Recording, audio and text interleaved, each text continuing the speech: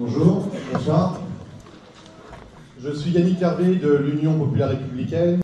Alors vous nous parlez de changer l'Europe. J'aimerais faire une petite précision géographique. L'Europe, c'est un continent de 50 pays. Je vous garantis qu'il est inamovible et que celui-là, il ne changera pas. Or, par contre, vous nous parlez peut-être de l'Union européenne ou de la zone euro, donc l'Union européenne de 28 pays ou de la zone euro de 18 pays. Alors, l'Union européenne est gérée depuis le traité modificatif de Lisbonne par le TUE et le TFUE. Ces traités sont modifiables à l'unanimité des 28 membres, et non pas par la volonté de la France.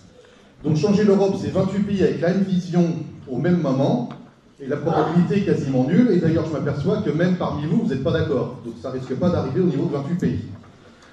Tous les partis depuis 1979, depuis 35 ans, nous parlent de nouvelle Europe, de changer l'Europe sans aucun résultat. En quoi serez-vous plus efficace sans sortir de l'euro ou de l'Union européenne? Merci.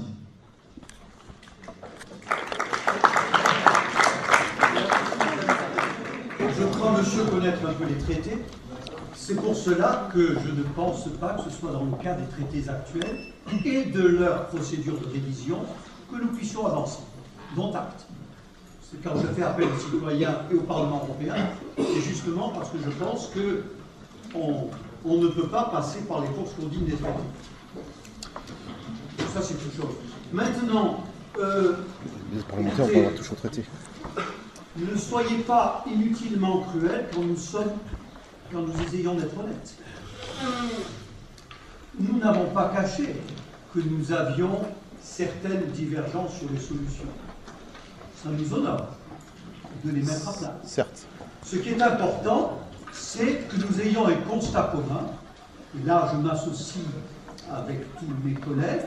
Et partant de là, et vous l'avez ouvert, la discussion existe. Voilà.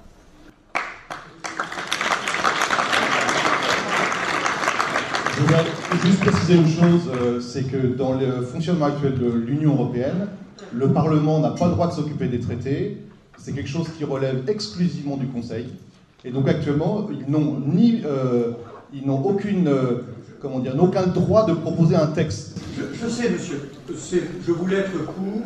Mon idée, c'est qu'une pétition citoyenne, puisque vous connaissez bien le texte, il ne s'agit pas de la pétition qui est prévue par le traité, qui ne permet que qui demande à la Commission d'être plus en conformité avec les traités. Non, ce n'est pas de cela dont il s'agit, c'est d'une autre option à discuter, mais on a vu dans l'histoire les mouvements citoyens. Il n'y a pas 28.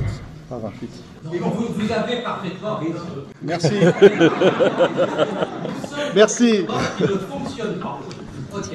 Nous sommes d'accord là-dessus. Au lieu de réfléchir à comment sortir de la crise, ce qu'on nous a imposé, c'est des politiques qui renforcent la crise. Il n'y a pas eu de réflexion pour dire bon, il faut changer, etc.